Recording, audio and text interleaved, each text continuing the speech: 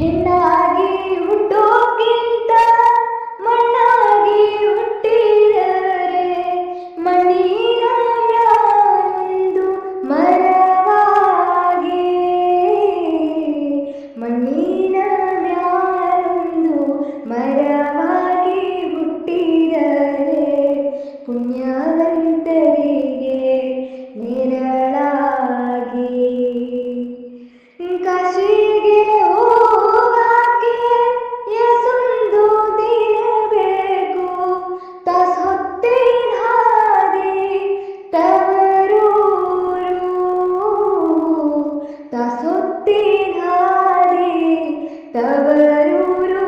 ಮನೆಯಾಗೆ ಕಾದು ಕುಂತವಳೆ ಹಡೆದವ್ವ, ಕಾದು ಕುಂತವ್ವ